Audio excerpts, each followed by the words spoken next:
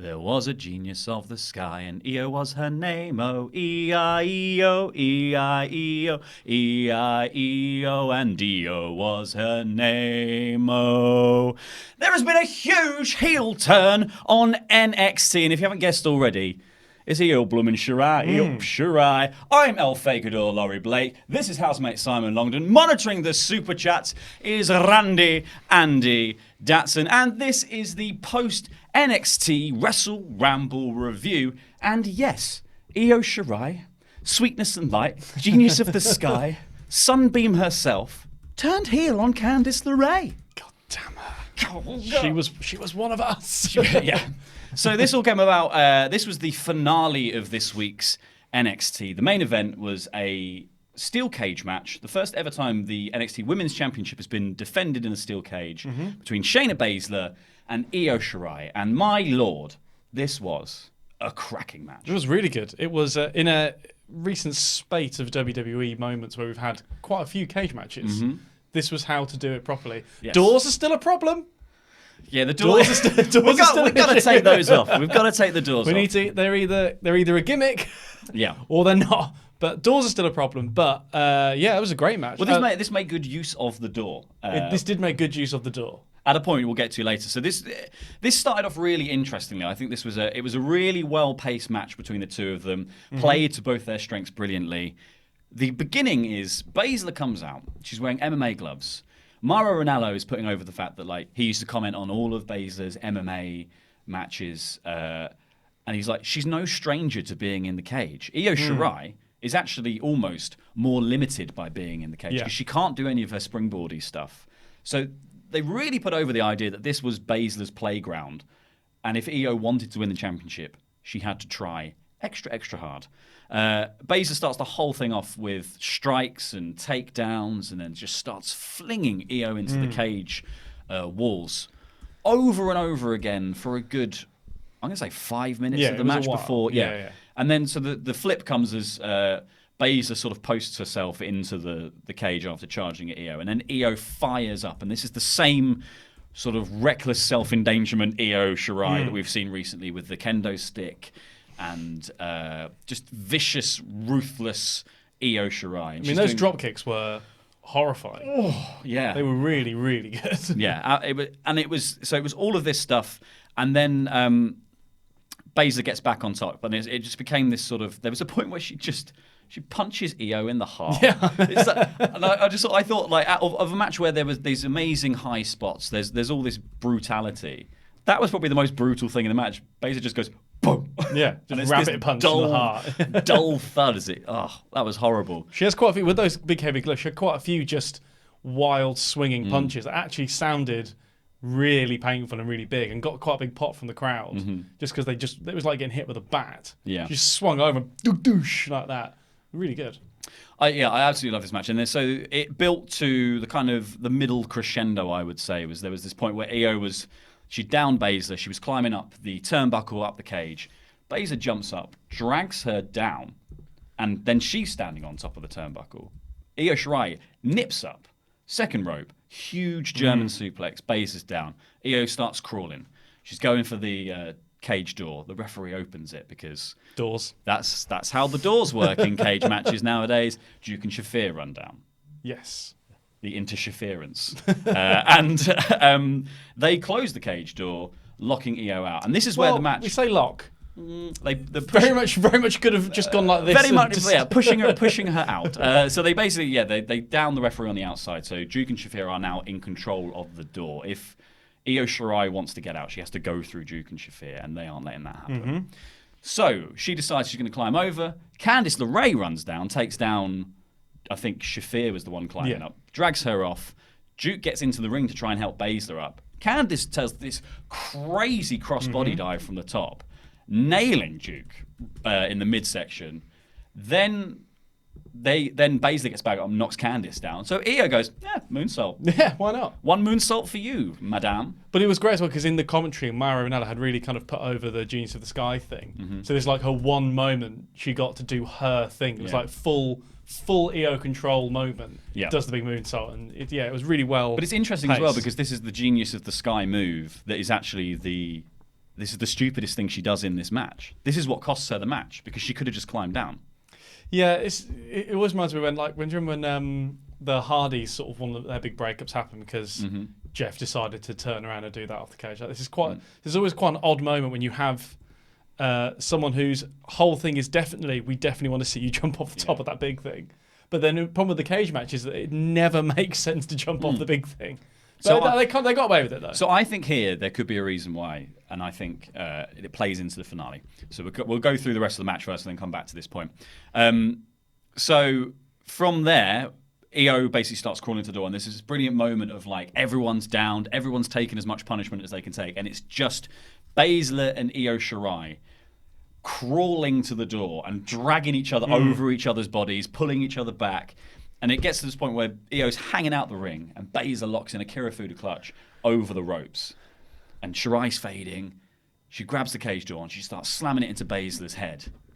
And then Baszler, unconscious, flops out and out of the ring, winning the match. It is such a good moment of cage match finale. Yeah. It was also great that by the time Baszler came round, when the ref hands her the title, she just says what happened. Yeah. So she's still selling it like the whole time. She plays it perfectly. Yeah. So I think this is one of Baszler's best matches ever. I think this is one of the best women's matches that NXT's ever put on. It's so good. It's certainly the best cage match has been for quite some time. Just in WWE, yeah. It was really, really good. I thought the pace of it was perfect. Yeah. Just the length of time they had was kind of perfect as well. It was about a 20-minute match. Yeah, about 20 minutes. Yeah. This is the thing with the cage. It's such a limiting concept. You can't. There's not much point in doing it longer than that, because I think what they did really well was the cage itself was a character in the match. They used it as you think those two competitors would try and use it. They didn't. It wasn't this technical wrestling match that happened to happen in a cage. From the start, it was either the vicious Shayna Baszler using the cage to beat the S out of the smaller. You can't run away. Or Io using it desperately to make her come back. So it just worked really, really well. Putting your body on the line. And talking about putting your body on the line, the reason that I think that moonsault is excusable in the overall structure of like you could have just jumped out of the ring, and that is annoying that you could have just climbed down and won the match. Yeah, cool. Is because one, it's very cool, and two, Shayna Baszler had just beaten up Candice LeRae. And so Io sees Baszler do that to Candice, who was her friend, and turns around and does the moonsault. And the moonsault is the bit that allows the match to continue to the point where Baszler wins by accident. So was she on the same side of the cage that Shafir was still outside? So could it be that she was? Maybe we just didn't see it, but was it that she still saw her on the outside, didn't think she could climb down? Potentially. And so had to moonsault back? That was like, her choice was... Maybe. I think more likely she was trying to help her friend, and then that cost her the match. And then that's why, when the match finishes and the horsewomen take Baszler off backstage to tell her what happened, I guess, Io stood in the ring with Candice. Candice goes to comfort her, and Io starts beating down Candice LeRae. And this is not just like... and I think this is so well played, this moment, because Io starts off and she sort of flings her off and hits her and knocks her down. And then she has this moment of like, oh my God, I can't believe... Yeah. But it's this sort of... She plays her acting in this bit was brilliant because it was both a mix of pure frustration of like, I had to do that. Like, you know, like I'm really frustrated, so I was venting, but also I'm shocked I did that. Yeah. And she does that all the way through, and then sort of like she looks at her and steps back, and then puts her hands up and walks out the cage. And she gets out the cage and she decides, "No, do you know what? Wait a minute, I'm gonna have another crack at this," because the heel turn story has been like she doesn't need anyone else. She needs like every time anyone's been involved in the scenario, she can't win the championship. And the way she kept saying, "I don't need friends. I don't need friends," was it was. Because even just the way her sort of facial expression totally changed, it was just she straight away flicked the switch and just had a whole different demeanor. Yeah, the whole character wasn't just a heel turn in the actions. Her character seemed to like visibly change. Yeah, she has an amazing heel face. Like she's the sort of sick smile that she got. Like she does a suplex, neck breakery, brainbuster type thing onto the chair. It's more than a suplex because Candice hit so high, I think. But it looked awful and made me get out of my seat to be like, oh no. And the crowd, because it's Candice LeRae, who is like NXT's sweetheart, really. Like she's Mrs. Wrestling. Yeah. It's a perfect choice to do a heel turn with her, because in the same way that when Ciampa turns on Johnny, you get that you've turned on the favourite of this, of this crowd, like the person who's always like number one in their heart. Even if Candice LeRae hasn't been used massively on television, she's really over in Full Sail. Yeah, it's funny. Does seem to be almost exclusively used as fodder for other people's stories. Yeah, I wonder whether this is kind of finally. This seems like finally the.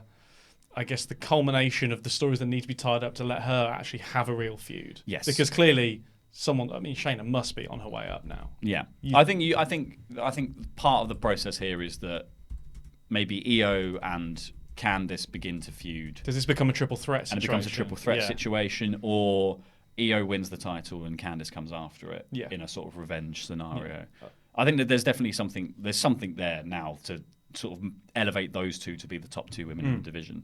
And then you bring Mia Yim and Bianca Belair in as and when that kind of works. Yeah. But I think I just thought it was a fantastic heel turn, and it worked. The crowd was so into it, and they were booing, and it was raucous, and it was like, considering some of the flat heel turns you get in WWE, this was perfectly pitched. Yeah. Because I think everyone was really into Reckless Io. Vicious, ruthless Io. People love that. People were like into her. When she's stomping Duke and Shafir, that's fine. When she's did the moonsault with the chair. Does the moonsault with the chair. That's fine. That's really cool. But you don't touch Candice. Yeah. Nobody puts Candice in the corner. I do think this is where...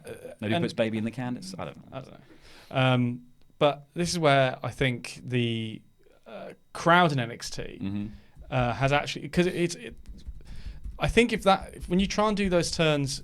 any kind of turn like that on the main roster, it often gets lost in the crowd's own objective of that night, or of their general sort of beach ball malaise, or a beach ball. Whereas I think the crowd you get at an NXT event, particularly at just the normal recordings, I think they are far more engaged in just going along with the show, and they engage with the heel turns, and they engage with who they're supposed to be and who they're not supposed to be. And actually, for the TV audience, then that just makes it much more meaningful. Really puts over what's happening there. Whereas I think some of that stuff gets lost. I think some of that smaller character work can get lost on the bigger shows. But I think that this worked really, really well. Anyone who was slightly new to NXT who saw that would have really got what was going on very quickly. It'd be interesting to see what happens when Io returns to NXT in Full Sail as heel Io, and see whether that reaction actually sticks. Because I've seen people who were at the tapings talking about Io and stuff like that, and saying how they don't necessarily think the crowd reaction matches up. But I'm interested to see what it actually sounds like on TV, because I think like you don't want it to be that situation where she's getting cheered for being this character. I kind of want her to remain a bit of a despicable heel in that sense, because there's a few too many WWE heels who are so over that it's impossible to boo them. Like Adam Cole is a prime example of, like, the whole Undisputed Era are prime examples of the kind of heels in NXT where they've accidentally had a face turn just because through sheer popularity. Yeah. And Kevin Owens is another one. It's like it's almost impossible to boo Kevin Owens, whatever he's doing, because he's so engaging. And he's funny as well. I think. Yeah. I wonder what he is. And if Io's a cool heel, like with kendo sticks and all that stuff, it's going to be very difficult for to remind yourself to be like, oh no, she's the bad guy. Yeah, I do wonder whether they're going to just start having a couple of matches now, whether they're going to straight away put them into a program with each other in the kind of mix of the title, or whether now they're going to sort of go off and just have a couple of very vicious moments that aren't matches. Whether if Candice is having a match, is she just going to come out for no reason and just derail it? I don't know. It's been interesting. This could go in so many ways, and all of them are interesting and good. Yeah, she gets further down the hard lineness of being like, I don't need friends, I don't need colleagues, I don't need anyone. Yeah. I think it's gonna be great. I just can't wait to watch it sort of play out now. Yeah. Well, that was the finale match of a jam-packed NXT. We're going to get into the rest of the show in just a moment, but first we're going to head over to Randy Andy Datson, who's got some super chats, hopefully. Yes, I do. But first of all, can I just say thank you to Danger One, who sent me this keyring here. You can see that it's a lovely Stone Cold Steve Austin tribute there. In fact, I'm more over than Stone Cold Steve Austin, so it's a bit of an insult. But thank you anyway.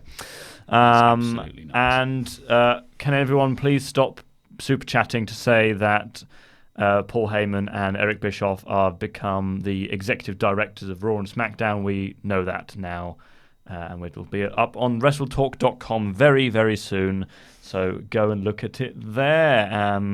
About 4 or 5 people have told us that through Super Chat. So just save your money. If you want to do a Super Chat, ask a question. Yeah, that's a good idea. Tim Arndt says, there were a few times in the cage match where I was screaming, get out at the screen, particularly when Io was on top of the cage and decided to jump onto Shayna instead of down to the floor. Definitely. I think, there was... I like I said just now, I think it's justified. I think you can make a case for it. I hope they go far enough to explain it. Because it did say it always seems the jumping back into the cage to do an extra move always seems a bit stupid to me. But I think what they tried to do perhaps, and this just didn't quite. But I do think it was the fact that Shafir was on the outside on that side. I'm pretty sure she was facing the side of the cage, went up the ramp. Yeah. So maybe she was supposed to kind of go, oh, I can't. She should have probably tried to climb down. And then climb back up. Gone back up, dived off. But it's a bit slow. And I think the other... I can definitely see that being part of the case because there was a bit of... the jankiest bit of this episode was the cage match in terms of just production. They missed a bunch of stuff, like the cameras weren't really in the right places. I think Full Sail's a bit small is probably the answer. Like, they're finding it quite difficult to film a cage match because of just where can you place the people that need to film it. The cage itself was even sort of slightly odd design, had really big gaps on the corners. So it's obviously like a compact version in some way. It must be difficult to actually get all that stuff in. But thank you to everyone who is super chatting those things. We do still appreciate it very much. Oh no, we absolutely appreciate super chats. It's just we know. Tim Arndt says not NXT related, but did you see the reason that Vince is pushing Baron Corbin is because he thinks that he's popular among the female fans because Baron Corbin's such a hunk because of his good looks. Hunky. Yeah, everyone but not in his belly. Not in his belly reason. I was going to say that's a big sad-faced belly. People like a squishy dude. Yeah, but this is weird, is it? Because it's really hard now. We've all said for so long Vince's penchant for a certain kind of wrestler, and so apparently he's more discerning a taste than we thought. He doesn't mind a biker dude. He just loves a dude in a suit. Is what he loves. Maybe that's it. He loves the snooker player chic biker dude. He's got the hots for a zoot suit. Oh, people are worried about you, Simon, because you're wearing a ref shirt. So they're worried if Laurie touches you, you'll just fall over and stay down for about 20 minutes. That is true. Surprise! We're introducing our own 24/7 championship. Jobber JJ says, "Happy CM Punk pipe bomb anniversary." Hey. Evolve on on the web, I guess. Oh, on the network. Evolve on the network. Yeah. Mm-hmm. As Kenny Omega pointed out. Yes, they're doing it. A show they weren't going to put on, they are now suddenly putting on at the same time as quite a big charity fundraiser that is related to AEW. I cover it in my news today, so check that out. I can't remember who I was talking to on Twitter, but I just said I just retweeted the thing that Kenny makes. I was just like, even if it's a coincidence, WWE have done so many questionable things that they've at least earned the suspicion that they did it on purpose. Well, absolutely. Even if they, and I don't even necessarily think they did. I think it's an accident. I don't think they really thought about it. But the fact that people are so willing to be suspicious of it, that shows you how far down the rabbit hole they are. Jobber JJ again says, Greece still hasn't recovered yet, I see. Is that about right? Rikos? Oh yeah. Yeah. I mean, I thought they were naming him Gyros, which is just a Greek food. Yeah. But his name was Kleftico. Yeah. His now entering the ring, Lamb Kofta. Yeah, he Satsiki. His Met Gala rig was a bit off. Yeah. He did look stupid. We'll go into that in Yeah, more we detail did. as we go But through. if But you don't my know, God, what a terrible if you don't know what we're outfit. talking about, then there's a piece on WrestleTalk.com about how stupid he looked. Matthew Robinson says doors in steel cage matches are terrible. I would generally agree, but I thought this one was used quite. Yeah, I agree with that. This one was used well, but that is about as well as it's been used. Because if it's going to be, I feel like there always used to be a padlock gimmick. So the heels on the outside. You'd have to ask the ref. Yeah, ref, can you open you'd have the to door? ask the ref, and then the heels would come down, donk the ref, Yeah. and then they controlled the lock, and then it became a battle for. Yeah. That was the whole I thought thing. I thought it used to be that you were just locked in. You used to go through the door. They used to padlock. They used to tie it up, padlock it, and then you had to climb out. And that was the rule. You had to pin them or climb out. So when the door got broken, that's when the whole thing of it had to be your 2 feet touching the ground came in, because that's what. Then it was like, oh, it's kind of a weird. This is like a weird way this is happening. This is unexpected. But now it's just a really nervous ref just sort of going. It sort of it would dilute it a bit. It was like 400 feet of steel. Only one man can escape or walk out the door. Or pin them, if they or ask submit nicely. them, or. But there is rope breaks. Yeah. My idea was if they're going to have, I would personally just get rid of the door and just have it be a race to get out. Although having seen this last night, I kind of understand now if there was there is a good use for the door. But I think if it's going to be a gimmick, make it a crazy gimmick. Yeah. Have some sort of mechanism whereby the wrestlers in the ring are somehow controlling how the door is opened. Like a Kimmy Schmidt crank. Yeah, well, I don't know what it is. Like, where there's like a big button that like counts down, and then so everyone like, I don't know. If you're going to do a crazy gimmick, do a crazy gimmick, have fun with it. What if it was like a weight detection thing, but it's on the other side of the ring? So I don't know. you got to down your opponent and put them on a weighted like like an escape room, like a bagging area like from human fall a flat. self checkout. You put them on that and it weighs it down, and that's Yeah. when the door opens. Yeah. But you've got to make it across. And then if before they stand roll there. off, the door's yeah, gonna- the door shuts. yeah, Like I don't Indiana know. Jones. Or just get rid of doors. Yeah, or just bin the doors. Robert Aquatic says, just broken this morning. Heyman to run Raw, Bischoff to run SmackDown. 29 is crazy. Yes. We are aware, but he was the first person to say it, so thank you to Robert. Everyone else, crazy. Everyone else after that, stop it. Surprised, I'm not surprised at Heyman. Quite surprised at Bischoff. But then I guess Pritchard came back, didn't he? yeah, So I guess Vince has kind of decided yeah, to make changes by going back in time, not as far as he normally goes back in time. Although I'm happy to watch Heyman. That's progressive of sort. I want to see a Heyman Raw. I'm up for it. Yeah. Let's do a couple more for now. Matthew Robinson says, why doesn't Keith Lee get pushed like Riddle? Oh, he's so good. I love Keith Lee. I think there can only be one Riddle type character at once, and I think once Riddle's kind of achieved what he's going to achieve in NXT, Keith Lee's time will come. But I wonder whether that's going to get accelerated now with the stuff about his push getting on pause a little bit because of the Goldberg stuff. Yeah. But it feels like just from the way NXT normally builds characters, Keith Lee is definitely in that. In 5-6 months' time, he'll be in that position. He's clearly in that position of being the next mid-card jump. Yeah, he's in a holding pattern, but it's a good holding pattern to be in because Yeah. he keeps winning at the moment, and Yeah. he's very over. So I think NXT is very responsive to the crowd, generally speaking. Yeah. So it's only a matter of time before he gets his moment. He's the popular guy getting the Lorcan squash, the sort of slightly competitive squashes every week. Yeah. So that's clearly he's definitely poised. And finally, for now, Ryan B. Bad says, with all these new name changes, I can't wait for someone like Robbie E to come out as John Jacob Jingleheimer Schmidt. His name is my name too. Um, Whenever we go out, the people always shout. There goes Robbie E. John Jacob Jingleheimer Schmidt. Na na na na na na. well, I find it quite funny that they do the name changes, but then they've got in the Forgotten Sons someone called Steve Cutler. It's like, is he like a PGA Tour player? Like, what is that's such a normal name? Some of them are changed to really normal names. Yeah. I don't really understand it. No. But we Rick shall Bukes. get on to the rest of your super chats later on, once we've done the full review. We will indeed. And this week's NXT opened with the very first match of As it always does. You've derailed it. The Breakout tournament for guys that we've signed and changed their names. So it was Joaquin Wilde, formerly DJZ, versus Angel Garza, formerly Garza Jr., in what was a brilliant little match. Yeah, that was great. Really enjoyed it. I think, I think both guys are fantastic. We saw DJZ really recently at the Progress show at Alexandra Palace. Oh, yeah. And he did this crazy, basically people just trampolined him off the ropes really high in the air to do a huge splash. It was incredible. However, I think the real star in this match was Garza. And his trousers. And his trousers. He did an Okada trouser change, but without the years of build. Yeah. Yeah. But it was, so he did a bit of quick change magic, and his whole demeanor and character and the cockiness that he put over, I just thought was fantastic. He's basically doing what Andrade did when Andrade came into NXT. That same sort of like cocky luchador kind of. But he's just vibe. way more smarmy. But he has got like this incredibly expressive, beautiful face. Yeah.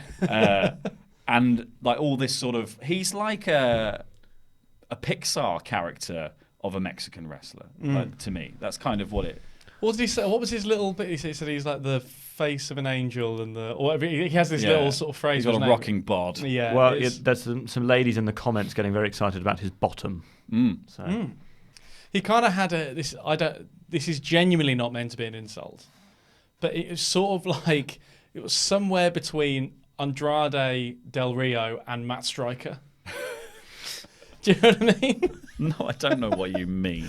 Matt Striker, like he just looks like a bit of a Mexican Matt Striker, but just the sort of I'm really good looking and that's why I'm good at wrestling thing. Yeah. But mixed with but he's actually genuinely amazing athlete, and but I like the fact he can. I like the way he placed his stuff. No. Oh no, I like the way he placed his stuff in reference to DJZ. Yes.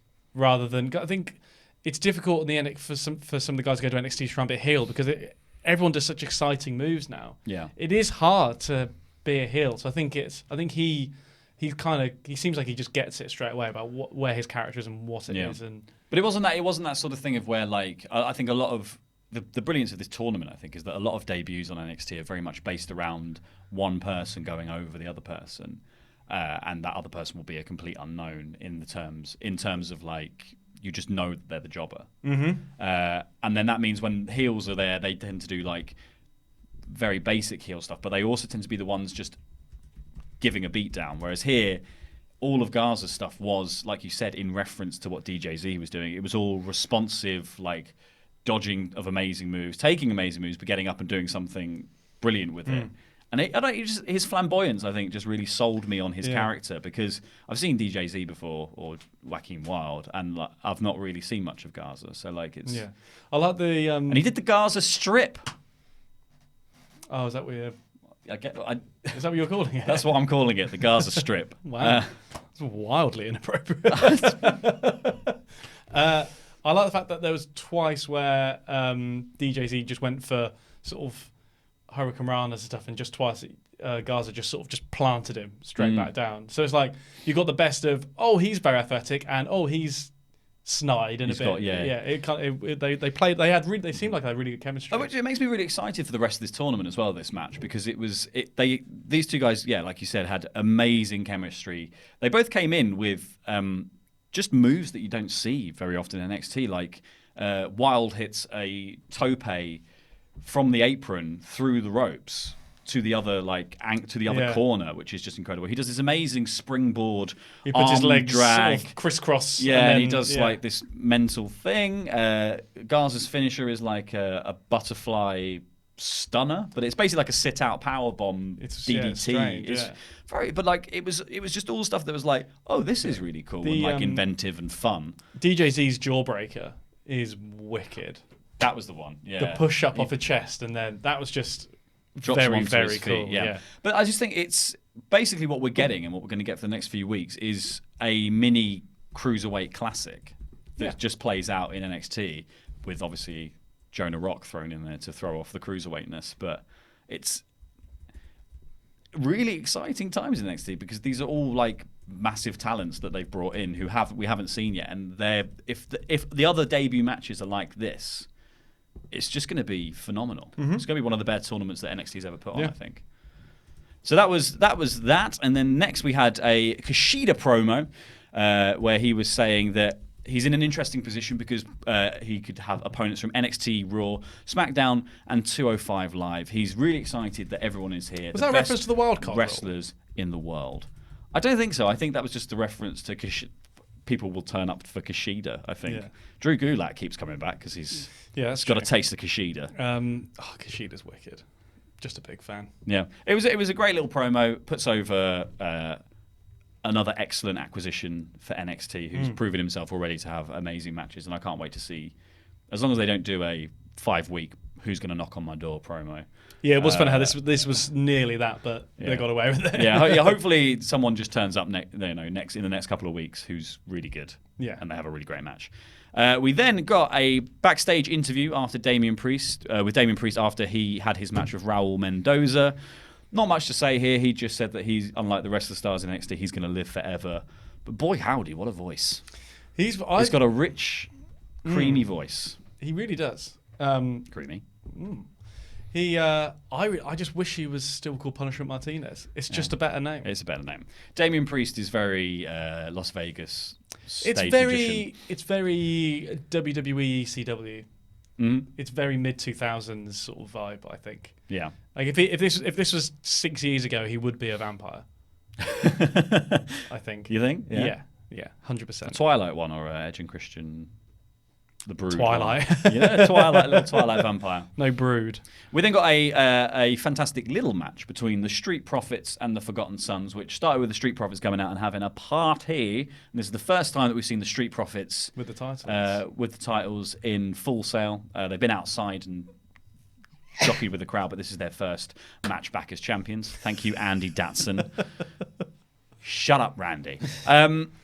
People go really nuts for the Street Profits. They're great. NXT, and Montez Ford is having a whale of a time at the beginning of this match. Just dancing with everyone in the crowd. I loved it. Yeah, I thought it was great. I think I said to you earlier today. I just think I wasn't particularly impressed by Dawkins when he first came in when they first started, but I think he has improved. Curse of greatness. Yeah, he has improved so much, and now he's. I like how they use him in the promos. I think he's much better at them, but they've also found a kind of a much smarter place for him within bouncing off. But also just his ring works is way better. His hot tags are way better now. He's getting much bigger pops when he comes in. I think he's really impressive now. I think he's very good. Leaps and bounds. So the Profits, Forgotten Sons come out after the Profits. They get in the ring. Profits start cutting a promo on them, saying basically, you say that you could win the titles any day. We're going to put them on the line right now, which causes most of the NXT universe to just go, no. Yeah, I thought that was great. Not those guys, please. I thought it was so funny when they did that. I was like, oh, that's actually that's a great reaction from a crowd. It's oh no, don't do that. That's silly. No, we don't want them to have them. And I just thought this was a really good bit of promo work from the Profits working together, and like Dawkins just playing up to everything that Montez Ford is saying. It was so fun. The match itself was over quicker than you would imagine because it was an angle, basically. So the Forgotten Sons start things off pretty strongly. Profits make a rapid comeback and just nail them with a huge frog splash. And as Montez Ford leaps 10 foot in the air, hits the frog splash. God, that splash. I mean, he doesn't... I know his thing is going high on that splash, but that's the highest I've seen him do. That was insane how much... He's tag team champion high now. You've got to elevate. It was unreal. But just as he lands it and he's about to get the pin, Jackson Riker drags him off and starts beating him down. Then the rest of the Forgotten Sons gang up on Dawkins and start beating him down. And then Oney Lorcan and Danny Burch run out and make the save. So they fight off the Forgotten Sons, who, weirdly... Jackson Riker is the one that pulls them away when it's normally them dragging Jackson Riker. Yeah, he grabbed out them by of the trouble. hair, didn't they? Yeah, so he drags them backstage. And then there's this tense standoff moment between the Profits and Lorcan and Burch, where Lorcan and Burch are holding the titles. Montez Ford swings for his, and Oney just goes like that and carries on looking at it. And Danny Burch is like, oi, oi, oi, oi. Yeah. These are yours, but you owe us. I was like, mate, that is some log stock. Yeah, no. As I was watching, I was like, if he owned a pub, I would never go there. Yeah. One person you don't want to owe anything to, Danny Burch. terrifying. It's like is East End. It's the Getaway. It's Yeah, East I End know. gangster stuff. Like I wouldn't mess with that guy. Yeah, that was a great promo. I know it's a little thing, but like the dragging by the hair, it's those little things that are just kind of make that's what builds character, makes them a bit weirder, a bit more aggressive, a bit more whatever. I think obviously everyone was a bit down on the Forgotten Sons just because of Jackson Riker. I think mainly. I think it's just. I think biker guy is just a tired trope. It is tired, but I think they're pulling it off, and the fact that they're all capable. Riker not so much, but they're all very capable, particularly Blake, obviously, of having. It is funny. He really was a Forgotten Son. Like I was not surprised when they've been when they're in that big tag match at Takeover. Like, of course they're great. He was literally in one of the 2 or 3 breakout tag teams in NXT. Yeah. Like, so of course he's good at tag matches. Yeah, exactly. So yeah, I think they're doing well to kind of. It was the curse of Alexa Bliss, though, for them, really, wasn't it? Yeah. I think they've done well to kind of carve their own version of the biker gang thing. Yeah, I think I think, like you said, the hair pulling and stuff is really interesting because I've noticed a lot of their tag team offense involves hurting the other Forgotten Son at the same time. A lot of it involves I'm doing a move to you, but it hurts them and you. So it is an interesting dynamic to sort of have. I do actually like them. I want to see more of the Forgotten Sons. I think they've. I was very skeptical to begin with and very down on them, but actually they have won me over. So I think they have the rest of the NXT audience, because I think even their introduction here, while everyone was like, no, when they came out, people were booing, but it didn't feel as sort of apathetic, go away booing. Yeah, it felt wasn't like heat. We're playing along with what's going on here, booing. Yeah. So after that, we got a creepy film reel promo thing for Killian Dain, who is coming back to NXT. I couldn't quite make out what the footage was of. Just his face. Well, there was his face, but then there was also like footage of streets and stuff. I don't know whether they were doing like a Belfast thing or. Maybe. I wonder. So he's obviously going to come back with a repackage of some description. Not quite sure what direction they're going to go with that. Yeah, I'm not sure if they're going to keep him in the pseudo sanity gimmick like Nikki Cross still is, sort of an unofficial sanity. Yeah, sort of still has the music. Yeah, I don't know what Eric Young's doing. Is he on 205 now, Eric Young? No, he's 24/7. He's just a 24/7 goon. Every week I feel like, who the hell's that guy? And where was he shaved? Oh yeah, he should have, didn't he? He's that's a shame. Again, Eric Young. Love that guy. Yeah, so it'd be exciting to see what happens with Killian Dain when he comes back. Well, see, he'll get a big pop as well. I think, so this is what I was referring to earlier. So this is happening. Well, I think this was going to happen anyway, but this has been accelerated because of Matt Riddle. So this is the thing, isn't it? That this is the little switcheroo they're doing to punish Matt Riddle a little bit. They're sort of going to stick Killian Dain ahead of him in the pack. Oh, I don't know. I don't really know. I've not been. Where did I read that? Keeping up with that. I read that somewhere. Maybe, but there's been other reports. I might have made it up. There's been other reports with the Matt Riddle stuff that they were pushing him to go after Goldberg because they were enjoying the sort of the press and publicity. Yeah, I think he's now been sort of told you can't keep having a go at our Hall of Famers for being terrible in the ring and dangerous. You can. So after the Killian Dain promo, we got a little selfie cam promo thing from Aaliyah and Vanessa Bourne, who were slagging off Mia Yim, basically saying, "Oh, she's boring, she's ugly, she's dumb. Wear your bandana because you're so ugly. You're from the streets because you're a lower and we're a higher." I didn't like this at all, and I have zero excitement to see Aaliyah versus Mia Yim. I like Mia Yim. Aaliyah and Vanessa Bourne.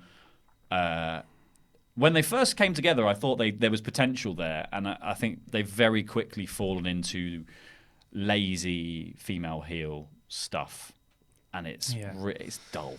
It's that talking. We talk about something like the Forgotten Sons being a well-trodden path. This feels also a very well-trodden path. I mean, this is basically what Lacey Evans is doing, but in a southern accent. This is This is what Charlotte Flair's doing well, but to a degree. Yes, sort of. I guess. Yeah, it's Mandy Rose did this for a while. Mandy Rose has been doing this. Yeah, the you're ugly and I'm pretty and I'm high class and you're classless. They were just throwing every Mean Girls-ish statement out there. Yeah, whilst also with their apart from none for Gretchen Wiener. Yeah, But You but go, their Glen gear is Coco. also the sort of the black leather and gold. Like it's very much it doesn't seem like the most thought through gimmick, but it's what Ginny's doing in NXT UK, and she's much better. Like, she's doing the sort of couture character, but she does it really well. But that's because that's playing off something much more real. Yeah. To her, and something that exists that the audience understands exists in the world that they're in. It's a very UK referential version of that gimmick. Yeah. And what they're doing over there, like that, like when they use the word privilege, I don't think privilege has the same ring to it to an American audience than it does to a UK audience. I think that these kind of, I think that's kind of a misplaced phrase there. It doesn't quite. That isn't really what they were talking. I don't know. It was a bit, not the greatest thing that NXT have got going in a minute. But who knows? Who knows? Maybe given some time and some screen time, they might develop it. Hope that's the whole point of NXT. They might just develop it into their own thing, which would be. They might do, but they have been there a long time, so they've had a bunch of time to work on it. Our next match was cracking. It was Keith Lee versus the latest in a long line of Greek warriors. We had Hercules, we had the Spartans, and now we've got Mikos Rikos. Spartans weren't Greek. No, from Sparta. which is in part of Greece. No, it was the nation that Greece were. Whatever. The Athenians. There you go. Sparta was a prominent city in ancient Greece. All right. In ancient Greece. Apologise. I'll wait. You'll be waiting a long time. So, Mikos Rikos, what's going on with this lad's gear? Yeah. He looked like Tidus from Final Fantasy X with the shorts and trousers split thing. There's definitely been. Doesn't Travis Banks have that? Didn't he used to have that? The sort of one trousered leg, one. I don't know. It's a bad look, is what it is. But to have it connected to the upper in the opposites, but also quite an ill-fitting PVC. Yeah. He looked like I was saying to. He looked like Gimp's gone wrong. I said to Andy Jackson earlier. He looked like he had just put on the offcuts of PCO's gear. Yeah. This was a strange look, but I thought he was brilliant. Yeah, I actually really liked it. It was a very weird look. It was a random, like, bad name, bad look, random character. But then however, in comedic contrast to Keith Lee, actually produced a really fun little squash match. If the whole point is that is a comedic character, I kind of thought, I was thinking this is kind of like an NXT version of Santino. Yes, yeah. Then I was like, oh, I get it. Yeah, he's just in this weird, embarrassing stuff. Puts his hand in a little piece of bread. Yeah.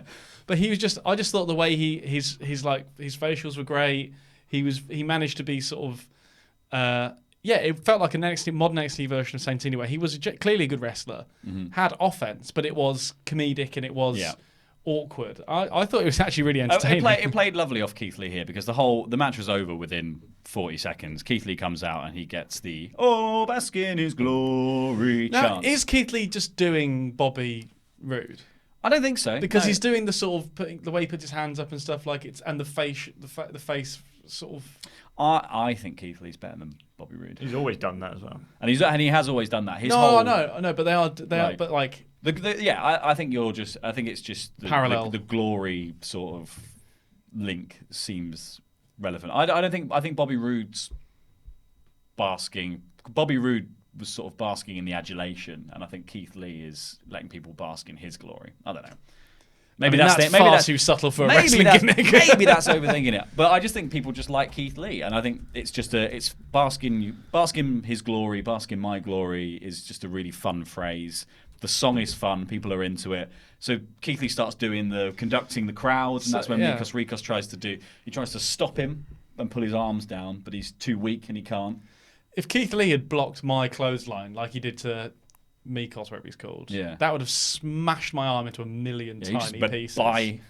And that tackle was wicked. Pounce, Nearly killed him. I thought this was really good, and then so Keith Lee at the end of the match, just before he hits the limit breaker, another Final Fantasy reference, peeps. he says, this is my NXT. And then hits his finisher, pins him, and wins. I love his finisher. So I wonder if this is the beginning of like Keith Lee sort of coming into a parallel orbit with the guys who are currently in the Breakout tournament to be like, I'm now the gatekeeper here because I've been here for ages and I'm waiting on my opportunity. And there's potential there as well with someone's going to win that tournament. The prize is you get a title shot of your choosing. So he's going to be like, well, I was never offered this opportunity when I walked in the door. I think there's interesting stuff they could do with Keith Lee, and I think they've sort of lucked out here that we've come across a really good time in NXT to start doing something with him, and they're fortunate that he's been in a holding pattern and managed to maintain his popularity despite not really having anything to do. Yeah, and for a while just being the foil to Matt Riddle. It's also cool, I guess, along with Dykstra. Having legit big guys in NXT and just seeing how that goes, because there hasn't been many, and now we've got those two. I guess Priest as well. He's pretty. What's he like? 6'6"? He's gigantic. He's massive, isn't he? So yeah, it's quite cool just seeing big guys, proper big guys. Yeah, I having mean, legit big guy matches. I cannot wait for the Dijakovic Keith Lee comeback tour. Dijakovic. Dijak. I can't wait for the Dijak match. Yeah. I do this I can't say Dijakovic. I can't remember which one it is every week. That would be really fun. Next, we had the Bay Championship Tour celebration, which was a little on the road diary of Adam Cole as NXT champion. He was waiting outside a private jet saying, I'm about to fly to Download Festival to defend the championship because I'm defending it around the world, something that Johnny Gargano knows nothing about because Johnny Gargano keeps losing his defenses of titles. We then see him fly off to Download Festival to spend a week in the mud or whatever it is. He meets Slipknot, and he has a match against an NXT Championship match against Dave Mastiff, I think, who was in the clip, which is a bit of a weird combination of people. He then comes back, calls Roddy on the phone, asks him if he's put in that order. He then pulls up at Gargano's Pizza, and the promo ends. I wonder where they found that Gargano's Pizza. They must just be Googling stuff as they go. Oh, wow, there is one. Well, I think this sort of like it was a fun little way to put over Adam Cole as the champion on a week where he can't really appear on the program, and plays well into his character of like, he's kind of flash, but he can back it up. Yeah, and it'd be interesting to see how they spin this out into what you're assuming is Cole versus Gargano 3 now that they've gone to Gargano's Pizza and he's mentioning Gargano at the top of the promo. They're going to do the third match because you have to now. Those first two matches were amazing. So it would be really interesting to see how this kind of forms into a feud, considering it's not actually them meeting in real life. Yeah. I want to see what happens in Gargano's Pizza. Yeah. It's weird to be so compelled by such a thing. We also got the announcement that next week, Roderick Strong will take on Tyler Breeze in a first-time ever match. And the next round of the second match from the Breakout tournament will be Isaiah Swerve Scott versus Cameron Grimes, a.k.a. Shane Strickland versus Trevor Lee. It's quite rare to get the sort of WWE game style. Your name, insert middle, just a nickname that isn't really connected to Isaiah Swerve Scott. Yeah, exactly. That'd be good.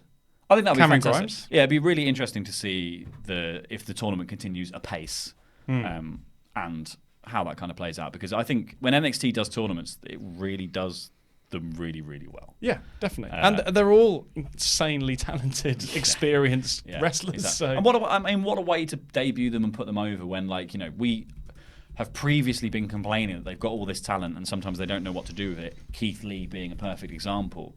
This is a great idea of something to do with all that talent because you get to feature them week on week. Maybe they only have one TV match in a couple of months, but it feels like there's progression for people and there's something for them to be doing that isn't just having squash matches. Yes, but I think NXT has found this way of doing squash matches in a way that are fun and doesn't completely kill the idea of the other person having a run, or I think they've got into a really good rhythm with those now. And like you said, Keith Lee is a perfect example where he can have these matches and not lose momentum. No, he's just consistently having fun matches on TV, regardless of the length of them. That's all you got to do. Yeah. Sadly, Mikos Rikos is now Greek flatbread. I want to see more of him. I want to see more of him. Well, that was all of NXT because it then had the Io Shirai versus Shayna Baszler cage match and that heel turn, which I can't wait to see more of. Randy Andy Datsun. What is going on in the chats? Did you know that Paul Heyman and Eric Bischoff have been hired? Did you hear about Bret Hart at the Hall of Fame? What? No, what happened? Don't know. Yeah, well, people have basically been anti-spamming with things that we knew already. Fair. Which is good. Thank you for all of those, for all your support. But we start our second match of Super Chats with Jobber JJ, as we often do. It says, happy birthday to Andy. Take this money and go buy a beer. It is my birthday on Sunday, but I will probably not be going to buy a beer. And also, I don't think Ollie's just going to give me the money. Boring. Why aren't you having a beer on your birthday? I don't like beer. I'm sorry, I don't drink beer. I prefer... Are you going to throw something at me? This. No, that's not going to happen. It's alcohol-free. This is alcohol-free. This is peer pressure. I prefer other beverages. But Ryan B. Bad says, Io went full champer on Candice. I think there's definitely a parallel to be drawn. The obvious parallel is that she's Johnny Gargano's wife, but I think, like we said earlier, like she occupies that same space in the hearts and minds of the NXT watching crowd. So it was a very smart choice to choose her as the foil to Io's heel turn. Yeah, and also props for diving off that cage with no knee pads. Yeah, no, that was nuts. Yeah. There's nothing to her though, is there? So I think she's got hollow bones. So she's like soared. a sparrow. Yeah, that's why the chair shots just sounded like nothing. She got really bricked with that chair. Yeah. She did, but they weren't that thick, meaty slap you normally get of a chair shot. They were just like. Matthew Robinson says it was a much better cage match than Kofi Ziggler. Yes, it was. Mm-hmm. It absolutely was. Kofi Ziggler had a couple of good moments and a cool finish. Yeah, this had a lot of a better finish. This had a better finish and a lot of logic. I think that ran through it, so it all kind of made sense. And they weirdly, I think like the thing we keep coming back to the door as the gimmick, but like they worked around the door gimmick more than they played with it, if you know what I mean. It wasn't like they had this brilliant idea for a thing to do with the door. They had to sort of work out what to do with the door because, unfortunately, the door is part of the WWE stipulation. So they had to just go, okay, well, what can we do with the door? Yeah, I thought they worked it really well. Yeah. Ryan Tobin says, yes, Heyman and Bischoff have been. And Bischoff. Thank you, Ryan. Jonathan Hedman says, once again, NXT is the best WWE product. This episode specifically was cracking. It was a really, really good episode of NXT TV. Yeah, this was really, really good. I guess it's kind of vying for that thing with 205. But I think 205 is probably having... Overall, probably the wrestling is overall better, but they've also just got more experienced guys. So like it's by definition, 205 is not a developmental brand. So I think the fact that NXT is still that, I think people forget that it is still developmental. So there are people on there who are developing, as well as people like Kushida. So it is quite a weird mix now, NXT. But I think overall, particularly this episode, it's very, very good. The only weak link in this whole episode for me was that Leah and Vanessa Bourne, and that was 30 seconds long. Yeah, so I mean, what you're can not going to really complain about? Yeah. TRIH Gaming says WWE announced Paul Heyman and Bischoff managers. Arnie, what? Arnie K, thank you very much for your very generous donation. Thank you. And the fact that Heyman and Bischoff. Arnie K is one of our top pledge hammers as well. He is one of our most generous. Wrestle Talk #1 fan. Yay, Luke's back and you'll never walk alone, Simon. Oh. Bit of a football thing there. Yeah. Yeah. How does somebody know I like Liverpool? I think I might have mentioned it a while back when we were talking about Champions League final. You talking about me behind my back? Yeah. What are you saying? He likes won't drink a beer and he's talking about you behind his back. Danny Slash him up. Trashman DeVito says, what is an executive director and is it good or bad? from what I understand, it will kind of be that they are the head booker of Raw and SmackDown. I imagine Vince will still be above them, as he always is. Yeah. But you'd have thought that they will be making the majority of the final. Yeah, I would have decisions. thought, regardless of an on-screen role, an executive director, in a normal sense, would sit between the ultimate owner and The the production team. and the next tier and the top tier of management. So they are whoever the highest manager is. These two have been inserted above them. Yeah. And give it 3 weeks, and they'll have Bischoff against Roman Reigns. But I hope yes. I think that is what it seems to be. John DiPietro says, "Hello, Andy, Hyman, Simon, El Fakador. What is that trophy-looking thing next to Finn and Kenny? What? This is the You know what that is, John? the Wrestle League trophy. Wrestle League Wrestle emoji. League trophy emoji trophy. Yes. That you win for winning Wrestle League. I did. Thank you. First year.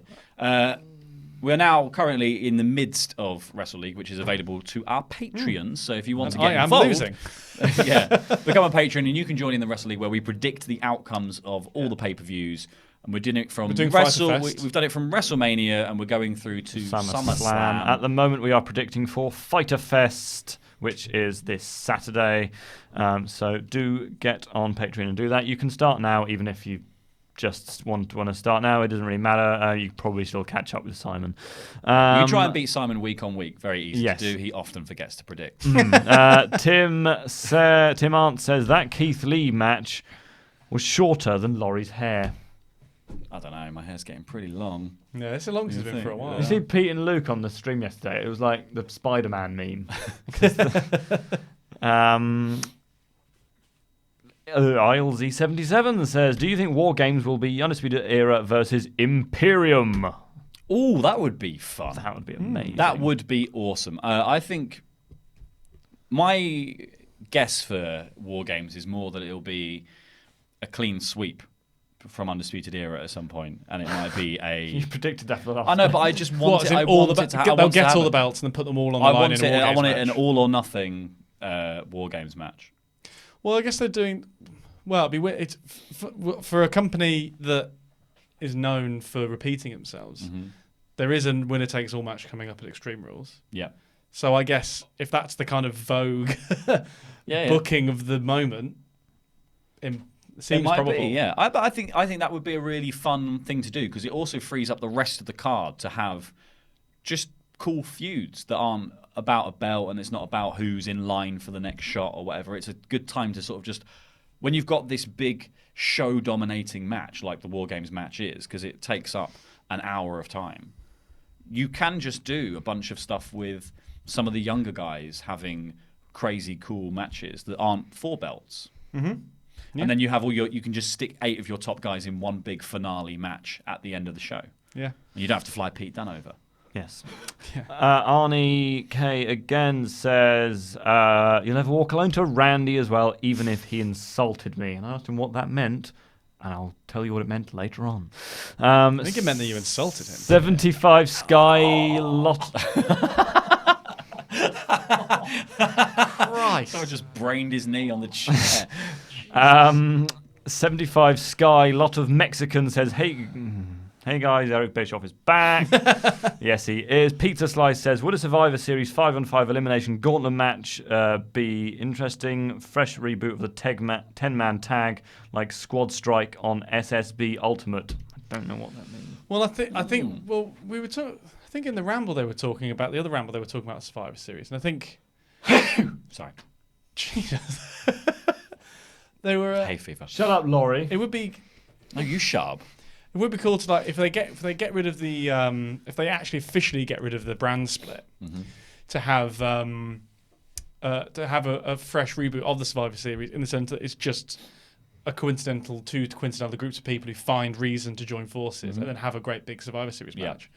That would be a lot of fun. I think I'd never want to see Seth Rollins in a half Raw, half Rollins t-shirt ever again. Oh, that was sucked. dreadful. Or just the fact that it's now such a foregone conclusion that Raw's going to win Survivor Series. Like, Or if everyone comes out wearing like 14 t-shirts, yeah. and then they just wild card throughout, just take a Also, layer off every time. that's the thing, isn't it? It's like you can wild card. Two, people spend half their time just appearing on the other show anyway, so it doesn't feel like the actual invasion angle of Survivor Series where Team SmackDown invades Raw. That's happening every week now. Yeah. So that has lost all impact as well. Survivor Series might as well be dead. Paul Acosta says Damien Priest versus The Undertaker. The Priest exercises The Undertaker of his demons. God, I Turning hope him not. into the American Badass, and then they form a band. I'm all for one last run of the Badass. Been for it for a while. I'm not. because he can't move he anymore. can't walk anymore. Although if there- it was there- half man, half motorbike, I'm into There it. is talk of him having a singles run against Drew McIntyre, which if he's going to fight anyone, it might as well be Drew, because then Drew can squash him and then Drew can get over. Well, but they're stuck, aren't they? Because they always want to put him against someone big and imposing to kind of legitimize, but you have to be that big to like beat the Undertaker. But he can't pick him up. He can't pick him up. It's someone who can sell for him. Yeah. Thor, which is a great You're name. going to be looking Thor. for vertical leap is what you need to be looking for with the Undertaker's. Like, so you can just take a choke should be slam. AJ. You just need to take a choke slam well. I think him and AJ could have a great match. Yeah. Thor Hakon Ludvigsson says, which Great is name. a brilliant name. Undisputed Era versus. Was there an umlaut on it? No, there wasn't, but I made one. And Shayna Baszler versus Imperium and Toni Storm at War Games would be awesome. Undisputed Era and Shayna NXT champions, Imperium and Toni Storm NXT UK champions. What do you guys think? Yeah. I am really into the idea of that as an inter NXT feud of like, we control this one, let's vie for supremacy. Where Walter chops Roderick Strong over from one ring into the other ring. But I would genuinely love to see a NXT pay-per-view that includes both brands. You could do an invasion. Because That was obviously, really fun. yeah, exactly. But obviously, we used to have the NXT UK Championship defended At on takeovers, yeah. at takeovers, and now that they have their own takeovers, that doesn't happen with as startling a regularity. But it would be awesome to do one where it's completely combined. Yeah, I think it'd be great. Jobber Jay says, I'm the best jobber in this world. Getting pinned, being squashed, I'm the best jobber in this world. Future 24/7 champion. Fair. I'm not going to argue with I'm that. not going to argue. You can be as jobber as you want to be. You can. Ross Gould says, have as many jobs as you want. Ross Gould, thanks Ross Gould. According to Sports Illustrated, Heyman in charge of Raw and Bischoff in charge of SmackDown. Wow. Holy. Swear. Incredible. Well done, Laurie. Pizza Slice says, I don't care if they are old as Flip. I'd love to see Y2J versus PCO.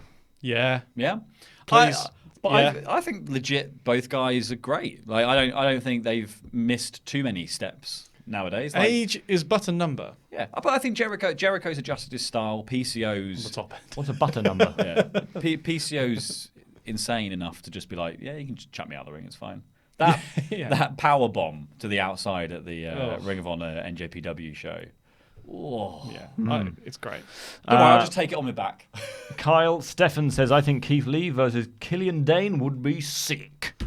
Definitely, yeah. I think they have a fairly good matchup. I think. Yeah, I think it'd be really good. I think they would actually the spate of big guys who are also athletic enough to do other stuff. I think they would match Here's a up really spot well. that would happen, that they would both run into the ropes and then run into each other and bump and then stand each other, stare at each other for a bit and then keep doing it until one of them got flattened. Because that's what always happens in those matches. Yeah. But I still enjoy it. Arnie K. Oh, just to let you know quickly, by the way, Bischoff is trending. Oh, is he? Why is that? I don't know. Oh, weird. What? Why is Bischoff trending? I'll have to check after this what it is. Maybe put it on WrestleTalk.com.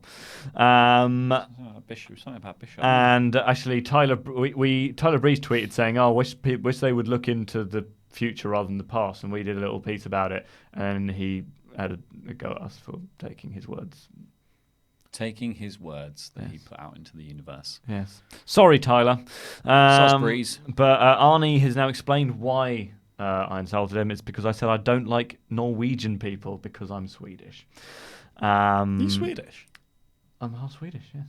Did you not see he came in a flat pack? Yeah. To assemble him. I made all of the office furniture because but he said he's Did you just make it in your little workshop? He's not Irish. I know. I was going for Swedish and it just sort of went Irish at the end. I was like, no. I'm from Stockholm. Said that Do you like the music of ABBA? If you change your mind. Do you like Bjorn? But he said that he's joking because I'm great, because I'm part of Wrestle Talk. So thank you to Arnie and your continuing support on Patreon. You. Michael Dominguez says, Ali, I think he means Ollie. Ollie isn't here. Roll the R's all you want. No, you've been bad. I can't. I can. Yeah. Matthew Robinson says, Vanessa Bourne needs to ditch partner. She could really be a good challenger to Shanna and Mia Yim by herself. I definitely think Mia Vanessa Yim's Bourne great. is the more talented of the two.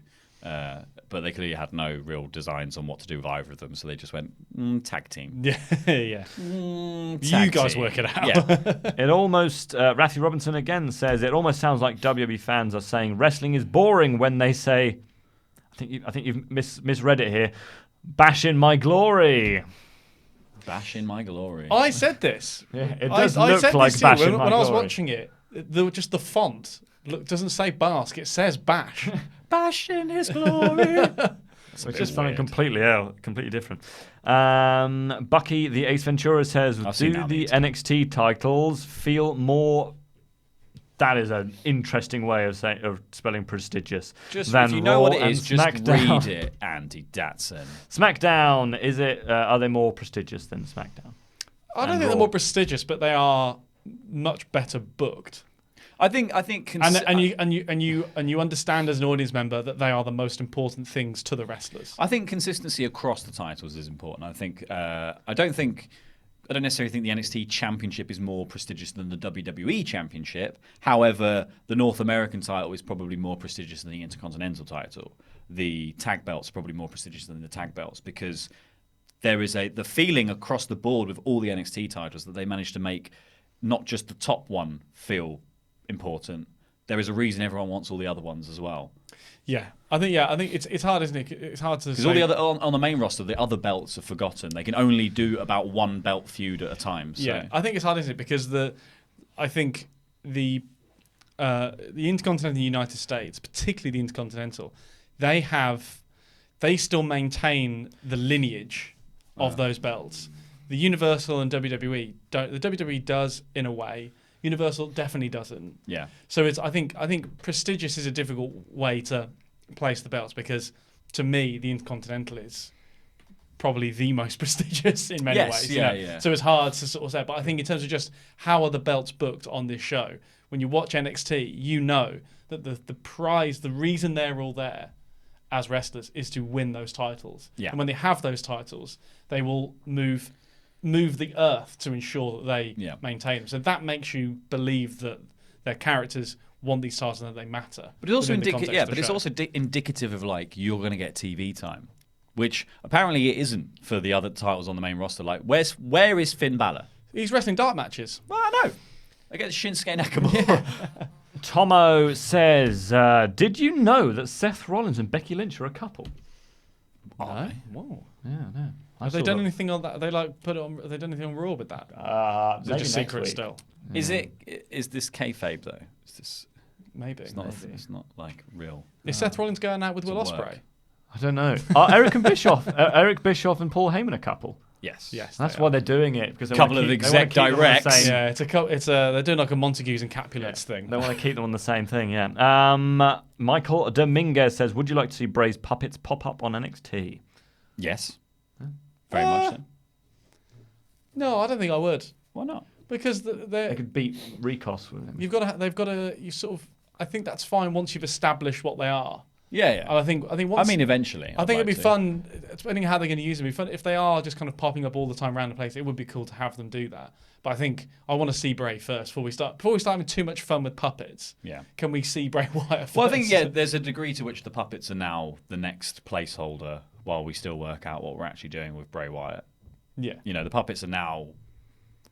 We've run out of the things that we filmed in this studio, so we're going to do that afternoon of filming. We're going to do puppets now, and we'll do that for a couple of weeks, and then maybe Bray will come back when we have a reason to do it. Mm-hmm. But who knows? And 2 more then for now. Well, for forever. Tammy Lockley says, nothing but thank you very much for your donation. Thank you very much. And lastly, Arnie is back in to say, do any of you have Twitter? Yes, we do. You can follow Laurie at ElFakador. You can follow Simon at Simon Longdon. You can follow me at Andy Datson at WT, which stands for Wrestle Talk. If you just go on the Wrestle Talk bio, yes, I'm you on can there as well. So all our handles are on there. But goodness me. Pete is at Pete Quinnell, Ollie is at Ollie Davis, and Luke is at This Is Luke Owen. But that is all, and let's do some Patreon shout-outs. Cool. Shout out to our Patreons who follow us on Patreon are now called Pledge Hammers. So, thank you very much. Salutations, Josh Saloom. Woo! Josh Saloom. Former UFC champion Steve Ortiz. Yeah, he is. He said there's a rainstorm coming. Woo! Thank you to Barely Average Gaming. The Snowflake, Tyler Sandbo. Oh, yes.